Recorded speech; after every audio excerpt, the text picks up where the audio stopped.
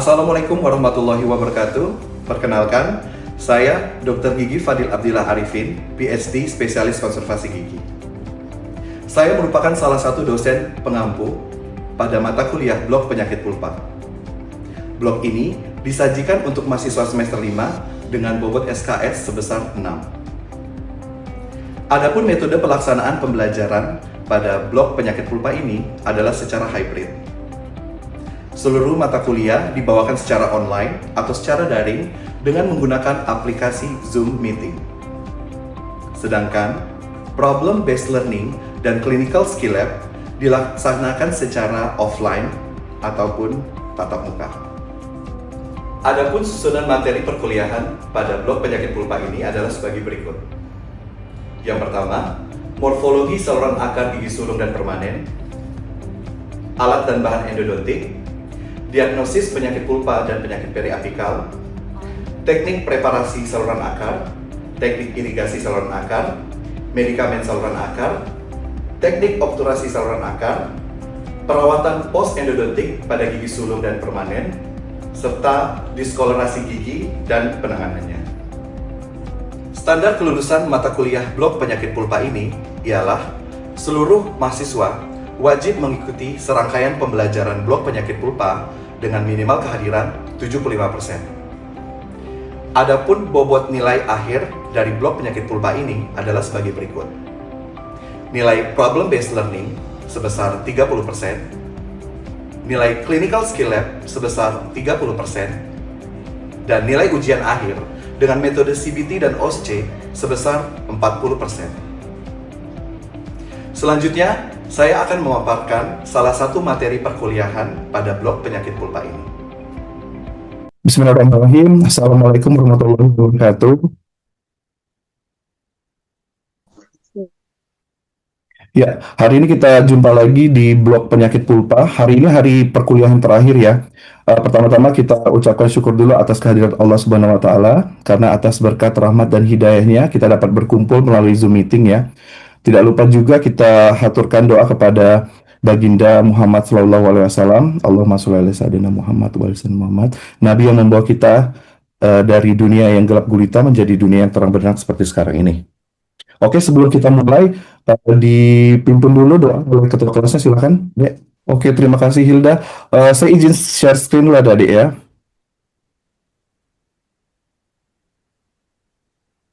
Oke, apakah slide saya sudah tertampil? Lebih dok, iya dok, sudah terlihat dok. Baik. Oke, kita mulai saja ya. Jadi hari ini saya akan membawakan materi kuliah terakhir ya dari Blok Penyakit Pulpa dengan judul Diskolerasi Gigi dan Penanganannya. Mungkin masalah diskolerasi gigi ini kalian sudah pernah dengar, tapi mungkin secara mendalam kalian belum mengetahui ya. Jadi di sini kita akan saya akan menyampaikan materi diskolerasi gigi. Ya, sebelumnya pasti kita sudah kenal ya. Jadi waktu di awal blog semua dosen pengampu sudah memperkenalkan diri, dan adik-adik juga sudah tentunya kenal dengan dosen-dosen pengampu pada blog penyakit pulpa. Ya, aturan perkuliahan seperti biasa kalian sudah pahami ya, karena ini sudah kuliah terakhir, jadi kalian sudah pahami harus merename, video aktif dan sebagainya ya. Sepertinya adik-adik juga sudah melakukan aturan perkuliahan juga dengan benar. Selanjutnya saya akan menyampaikan capaian pembelajaran ya. Jadi dari kuliah diskolerasi gigi dan penanganannya ini diharapkan mahasiswa mampu menjelaskan definisi dari diskolerasi gigi. Yang kedua, mahasiswa juga mampu untuk menjelaskan apa saja etiologi dari diskolerasi gigi. Yang terakhir, capaian pembelajaran dari mata kuliah ini, mahasiswa mampu menjelaskan bagaimana penanganan diskolerasi gigi. Ya. Nah, sekarang kira-kira ada yang tahu tidak apa arti dari kata diskolerasi? Ada yang tahu? Tapi dok, Ya, silakan Nanda. Nanda silakan. ada warna gigi dok. Perubahan warna pada gigi. Ya, jadi sebenarnya sudah cukup terlihat ya definisi dari diskolorasi pada katanya sendiri ya, diskolorasi. Jadi diskolorasi itu adalah suatu kondisi di mana terjadi perubahan warna pada gigi, baik yang berasal dari faktor luar maupun dalam. Nah, ini nanti berikutnya akan saya jelaskan lebih mendetail ya. Nah, diskolorasi gigi itu akan menjadi suatu masalah ketika terjadi pada gigi anterior, terutama pada gigi anterior ya, karena akan sangat mempengaruhi estetika. Nah, dari gambar ini kita bisa lihat ya, gambar kiri dan kanan itu terlihat sangat berbeda. Yang kanan itu terlihat giginya kuning dan ini pasti akan membuat kepercayaan diri pasien itu akan menurun ya. Sedangkan di gigi kiri setelah diperbaiki dengan perawatan, gigi tampak lebih cerah dan meningkatkan kepercayaan diri dari pasien. Nah, kemudian saya akan menjelaskan mengenai etiologi dari diskolorasi gigi, ya. Yang pertama ada dari faktor ekstrinsik ya, namanya juga ekstrinsik. Nah, diskolorasi gigi ini terjadi oleh karena beberapa faktor dari luar gigi. Kalau ada dari luar gigi, maka dari dalam gigi juga ada. Itu disebut sebagai faktor intrinsik ya. Terjadi oleh karena faktor dari dalam gigi tersebut. Nah, itu bisa bisa muncul sebelum erupsi gigi, sebelum gigi itu erupsi sempurna ya di dalam rongga mulut, dan setelah erupsi gigi. Nah, ini nanti akan kita jelaskan lebih lanjut. Untuk faktor ekstrinsik, faktor yang pertama itu adalah oleh karena bakteri kromogenik dan denaturasi protein. Nah, kenapa terjadi perubahan warna pada gigi oleh karena plak itu? Oleh karena terjadi pengendapan agen kromogenik pewarnaan di dalam pelikel gigi ya. Jadi sisa makanan yang kita makan itu memiliki agen kromogenik. Akhirnya warna yang ada pada sisa makanan tersebut akan menempel di dalam pelikel gigi seperti gambar yang tertampil pada layar. Selanjutnya adalah penggunaan obat kumur ya. Jadi obat kumur yang dapat menyebabkan perubahan warna gigi adalah jenis klorhexidin. Jadi bukan hanya jenis klorhexidin adik-adik ya. Jadi obat kumur yang dijual di pasaran bebas sekarang pun itu em, menyebabkan terjadinya perubahan warna pada gigi.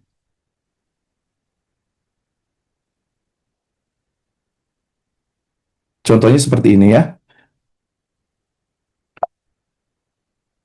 Nah, kalau dari tampakan seperti ini, tampakan gambar bahwasanya terdapat stain ya atau pewarnaan pada gigi oleh karena penggunaan obat kumur. Nah, ini biasanya terjadi pada pasien yang menggunakan obat kumur itu dengan jangka panjang ya. Jadi bisa jadi pasien yang berkumur setiap hari dengan menggunakan klorhexidin ataupun obat kumur lainnya, maka terjadilah pengendapan warna di permukaan giginya. Selanjutnya oleh karena konsumsi minuman dan makanan. Nah, kira-kira saya tanya sekali lagi, mungkin adik-adik ada yang tahu kira-kira minuman atau makanan apa yang dapat menyebabkan terjadinya perubahan warna pada gigi? Ada yang tahu? Biasanya adik-adik yang suka nongkrong di kafe. Nah, ini biasanya eh, terjadi diskolorasi pada giginya. Terlebih kalau tidak langsung membersihkan giginya. Kira-kira ada yang tahu? Kopi dok, kopi dok. Kopi ya, betul ya, Abdul Rashid ya. Kopi. Contohnya adalah kopi, teh, cola, ataupun kari, ataupun pewarna makanan lainnya ya. Jadi kalian yang suka ngafe, yang suka nongkrong di warung kopi, nah itu jangan lupa untuk membersihkan giginya ya. Selain itu juga sebenarnya kopi ini bukan hanya sekedar memiliki pigmen warna untuk merubah warna gigi kalian, tapi juga mengandung asam yang sangat berbahaya juga sebenarnya untuk gigi kalian, untuk gigi-gigi pasien yang pengonsumsi kopi ya secara rutin. Nah, contohnya seperti ini ya. Jadi mungkin kalian bisa lihat sendiri gigi kalian, bisa kalian periksa sendiri ya. Kalau seandainya yang suka ngopi, itu biasanya akan ada endapan hitam di bagian labial ataupun palatal ataupun lingual pada gigi permukaan gigi kalian. Sekarang adalah faktor intrinsik di mana faktor itu berasal dari dalam. Nah, sebelumnya saya telah membagi faktor intrinsik itu menjadi dua, yaitu sebelum erupsi gigi dan setelah erupsi gigi. Nah, sebelum erupsi gigi ini terjadi sebelum gigi tumbuh atau erupsi sempurna. perubahan warnanya itu dimulai terjadi pada masa pembentukan gigi. Jadi pewarnaannya ini terjadi sejak kandungan ya, sejak kandungan. Jadi misalkan ada ibu hamil yang misalkan mengkonsumsi antibiotik atau sebagainya, itu akan mempengaruhi perkembangan dari lapisan gigi, dentin ataupun enamel yang akan mengakibatkan terjadinya perubahan warna pada gigi bayinya setelah lahir nantinya. Nah, itu etiologi utamanya itu adalah bisa jadi karena suatu penyakit ataupun konsumsi obat-obatan yang sudah saya sebutkan tadi.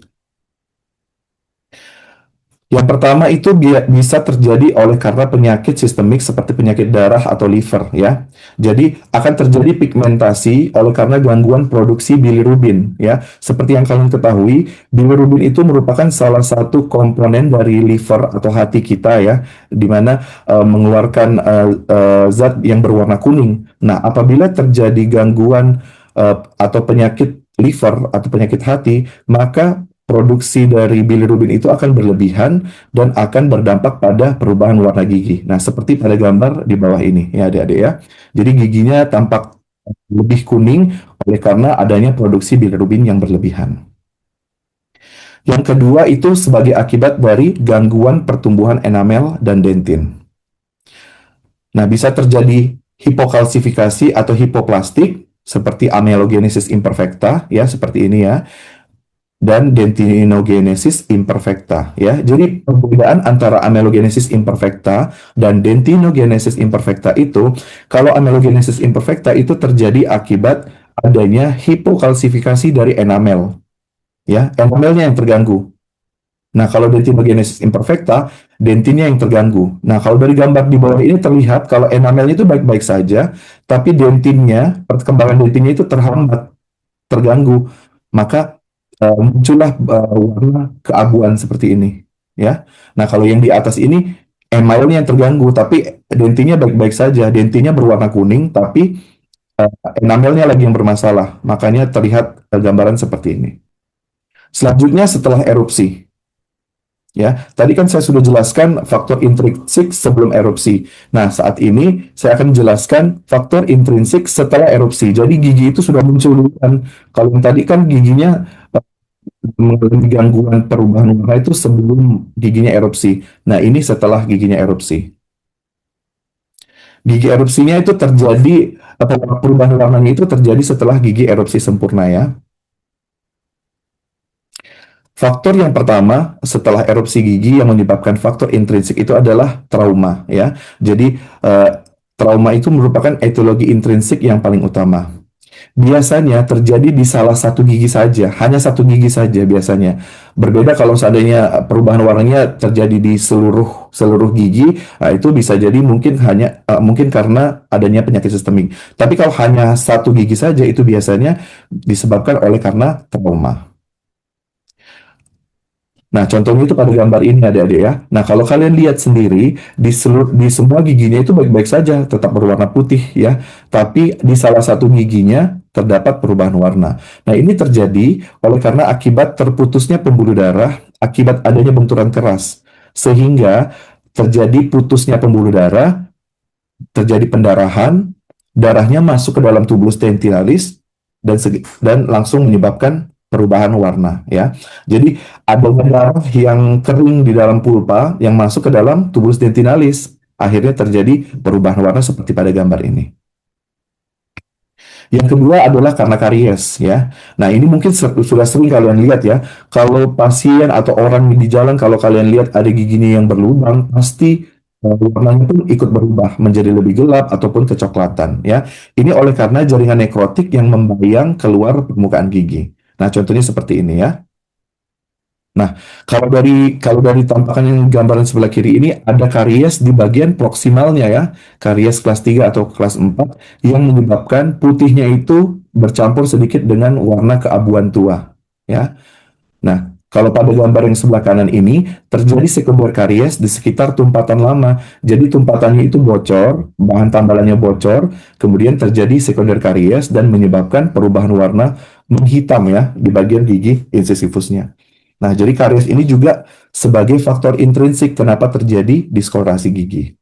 Nah, setelah kita jelaskan mengenai berbagai etiologi dari diskolorasi gigi, tentunya kalian juga harus mengetahui bagaimana cara menangani diskolorasi gigi.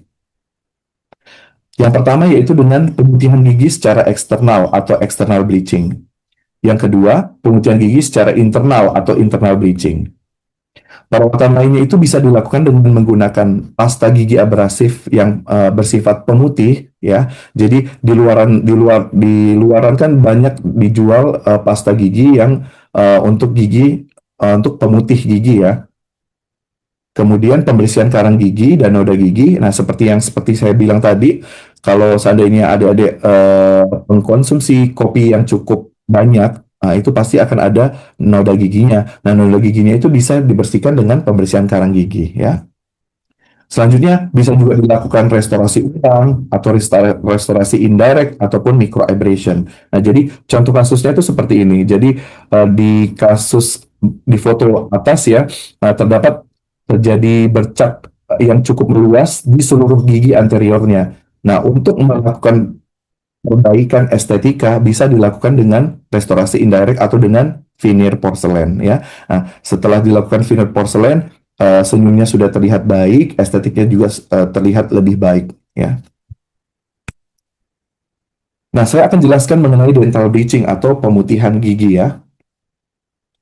Dental bleaching itu merupakan suatu proses pemutihan gigi dengan cara mengaplikasikan bahan kimia pemutih dari dalam gigi ataupun dari luar permukaan seperti yang saya bilang tadi, ya, ada eksternal, ada internal. Nah, bahan kimia pemutih yang dipakai itu yang pertama hydrogen peroxide. Hydrogen peroxide ini paling sering digunakan karena dia adalah oksidator yang kuat. Kuat karena konsentrasinya itu cukup tinggi, 30-35%. Yang kedua adalah sodium perborat. Nah, bahan ini khusus hanya digunakan pada internal bleaching saja. Selanjutnya ada carbamide peroxide dengan kandungan yang cukup rendah, ya. Urea hidroksen peroxide-nya hanya 3-15%. Nah, untuk external bleaching, ini aplikasi bahan kimia pemutihnya itu kita lakukan dari luar permukaan gigi, ya. Penanganan external bleaching ini digunakan untuk penanganan diskolorasi karena faktor ekstrinsik saja. Keberhasilannya itu bergantung pada kedalaman noda atau kedalaman pewarnaan pada gigi yang menempel pada permukaan gigi. Nah, teknik pemutihan gigi itu terbagi menjadi ada yang disebut sebagai in-office techniques, ya, ada yang disebut sebagai at-home techniques. In-office techniques, kalau in-office techniques sebenarnya ini kita bisa definisikan itu dari terminologinya, ya. Kalau in-office techniques artinya harus di dalam kantor, maksudnya harus dilakukan di ruang praktek gigi. Dengan kata lain, in-office teknik ini harus dilakukan oleh dokter gigi. Nah, dilakukan oleh dokter gigi di ruang praktek dengan bahan pemutihnya itu yang paling kuat, ya, yang paling konsentrasinya yang paling tinggi. Nah, yang digunakan itu adalah hydrogen peroxide 30-35%. Nah, karena menggunakan bahan kimia atau bahan pemutih yang cukup kuat, maka sifatnya itu adalah oksidator kuat. Sehingga dia dapat mengiritasi jaringan lunak. Proses oksidasinya juga dapat menyebabkan demineralisasi gigi, ya. Jadi kalau tidak hati-hati atau tidak sesuai anjuran, bahan kimianya itu justru dapat melarutkan permukaan gigi. Nah, ini bahaya. Ini merupakan tanda-tanda awal dari karies. Kalau in-office teknik itu dilakukan dalam satu kali kunjungan, ya, dan dapat langsung dilihat hasilnya. Namun dampak negatifnya dari in-office teknik ini, karena menggunakan bahan kimia yang cukup tinggi kadarnya, konsentrasinya, maka akan terjadi reaksi hipersensitif pasca pemutihan gigi. Jadi biasanya pasien yang sudah melakukan external bleaching itu akan merasakan nyeri, tapi hanya sementara, ya. Nah, ini rangkaian perawatannya, ya, tahapan perawatannya, ya.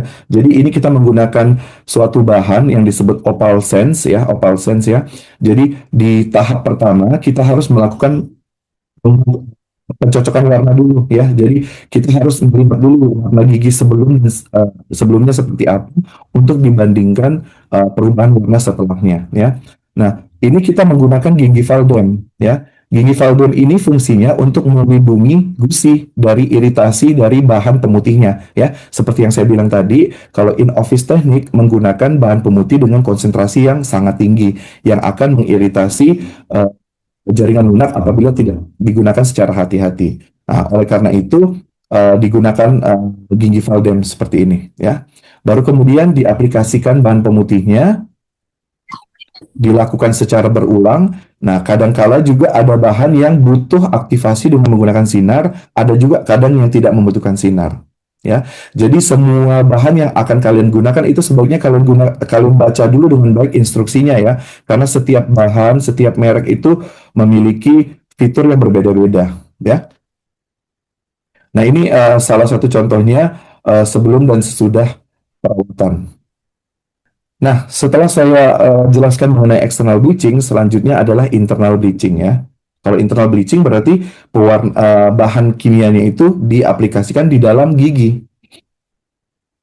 Aplikasi bahan kimia pemutih dari dalam kavitas gigi dilakukan setelah perawatan saluran akar. Ini digunakan untuk penanganan diskolorasi oleh karena faktor intrinsik, oleh karena sebab utamanya itu adalah oleh karena trauma gigi yang seperti saya jelaskan sebelumnya ya. Bahan pemutihnya itu adalah sodium perborat.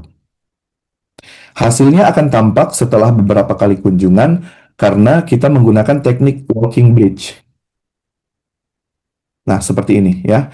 Jadi ini secara berurut ya. Jadi misalkan ada pasien habis trauma, misalkan habis terkena benturan karena kecelakaan dan sebagainya, terjadinya terputusnya pembuluh darah sehingga darah masuk ke dalam tubulus dentinalis dan menyebabkan pewarnaan pada gigi. Nah, kita harus lakukan perawatan saluran akar dulu pertama ya, karena gigi ini memang sudah nekrosis ya, sudah nekrosis pulpa oleh karena terputusnya pembuluh darah.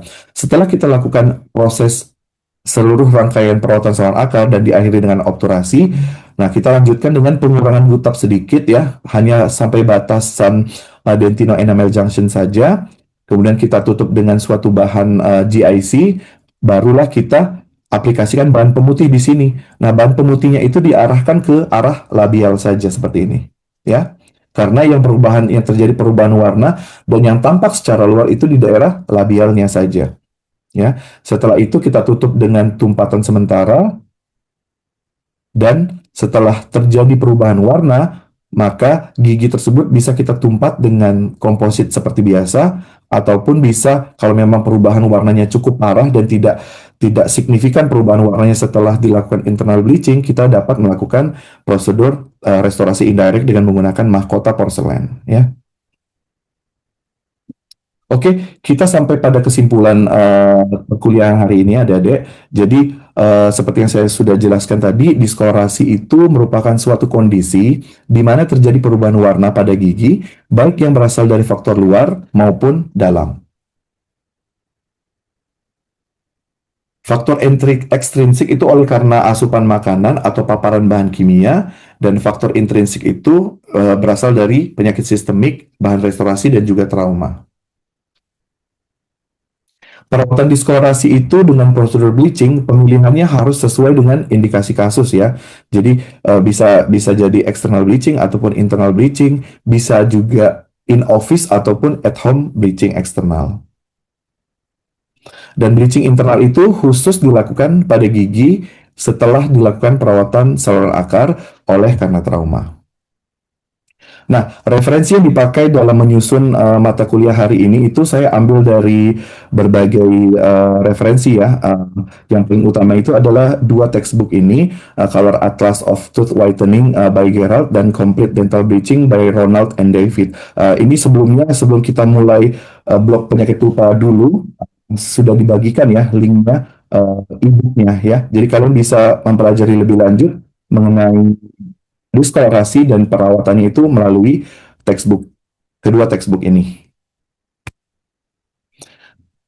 Oke, untuk tugas ya, jadi ada tugas ya di sini ya. Jadi saya berikan skenario kasus, kalian harus baca baik-baik. Kemudian dari skenario kasus ini, kalian harus menjawab soal 1, 2, 3. Jadi masing-masing dari kalian harus mengerjakan tugas ini dan akan didiskusikan di dengan kita di problem based learning nantinya ya. Jadi kalian boleh screenshot dulu ini tugasnya, silakan untuk kalian kerjakan di rumah.